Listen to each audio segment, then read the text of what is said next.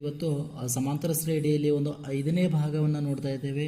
ಇದು ಸಹಿತ important question. ಇದರಲ್ಲಿ ಯಾವ್ದು ಬೇಕಾದರೂ ಸಹಿತ ಎಕ್ಸಾಮ್ಗೆ ಬರುವಂಥ ಸಂಭವ ತುಂಬಾ ಜಾಸ್ತಿ ಇದೆ ಸ್ನೇಹಿತರೆ. ಸೊ ಇವತ್ತು ಮತ್ತೊಂದು ಹೊಸ ಒಂದು ಸಮಸ್ಯೆನ ನೋಡ್ತಾ ಇದ್ದೇವೆ ನಾವು. 159-45 ಈ ಸಮಾಂತರ ಶ್ರೇಣಿಯಲ್ಲಿ ಕೊನೆಯಿಂದ ಅಂದರೆ ಹಿಂದಿನಿಂದ ಅಂದರೆ 45ರಿಂದ ಈ ಸೈಡನ್ನು ಕೊನೆಯಿಂದ 6ನೇ ಪದವನ್ನು ಕಂಡುಹಿಡಿಯಿರಿ ಅಂತಂದು ಹೇಳಿದ್ದಾರೆ ಸ್ನೇಹಿತರೆ. ಭಾಳಷ್ಟು ಇಂಪಾರ್ಟೆಂಟ್ ಕ್ವಶನ್ ಇದು. ಸೊ ಯಾವ ರೀತಿ ಬಿಡಿಸ್ಬೇಕು ಅನ್ನೋದನ್ನು ನೋಡೋಣ. ಸೊ ಮೊದಲನೇ ಪದ ಏನಾಗಿರ್ತದೆ ಹೇಳ್ರಿ, ಒಂದು ಆ ವ್ಯತ್ಯಾಸವನ್ನು 2ನೇ ಪದದಲ್ಲಿ 1ನೇ ಪದವನ್ನು ಕಳೆದಾಗ ವ್ಯತ್ಯಾಸ ಎಷ್ಟು ಬರುತ್ತೆ, 4. ಇದು ಕೊನೆಯ ಪದ ಎಷ್ಟಿದೆ ಹೇಳ್ರಿ, 45 ಸ್ನೇಹಿತರೆ. ಹಾಗಾದರೆ ಇಲ್ಲಿ ನಮಗೂ ಕೊನೆಯಿಂದ 6ನೇ ಪದವನ್ನು ಕಂಡುಹಿಡಿದ್ರೆ, ಅದಕ್ಕಿಂತ ಮುಂಚೆ ಈ ಶ್ರೇಣಿಯಲ್ಲಿ ಎಷ್ಟು ಪದಗಳಿವೆ ಎಂಬುದನ್ನು ನಾವು ಮೊದಲು ಕಂಡುಹಿಡಿಯೋಣ. ಸೊ ಪದಗಳನ್ನ ಕಂಡುಹಿಡಿದು ಈಗಾಗಲೇ ನಿಮ್ಗೆ ಗೊತ್ತಿದೆ, an = a plus bracket n-1 into D. an ಅಂದರೆ ಎಷ್ಟು, 45, a ಅಂದರೆ 1, n ಅಂದರೆ ಗೊತ್ತಿಲ್ಲ, ಡಿ ಅಂದರೆ 4. 45 = 1 plus 4 into n 4n, 4 into 1 4. therefore 45 = 1 -4 ಕಳೆದ್ರೆ -3 ಪ್ಲಸ್ 4n. ಈ -3 ಈ ಸೈಡ್ ಬಂದರೆ ಏನಾಗುತ್ತೆ, ಪ್ಲಸ್ ಆಗುತ್ತೆ.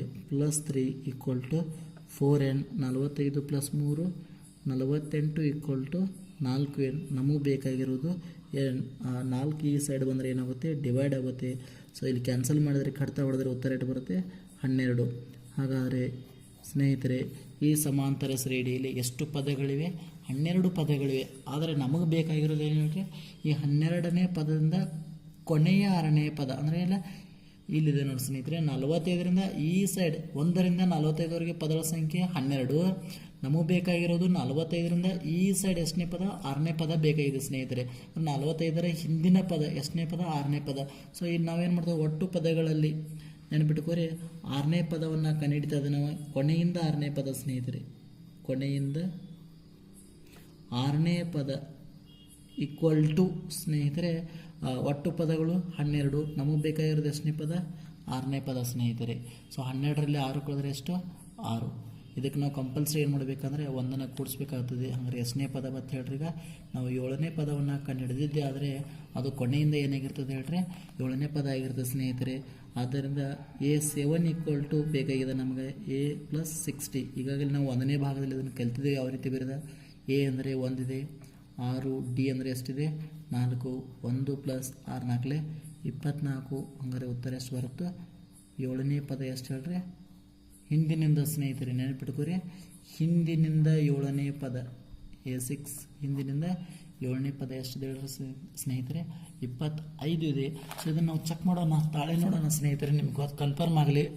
ಸೊ ಮೊದಲನೇ ಪದ ಎಷ್ಟಿದೆ, 1, 5, 9, 4 ಏನಾಗಿದೆ ಕೂಡಿಸ್ಕೊತಿದ್ದಾರೆ.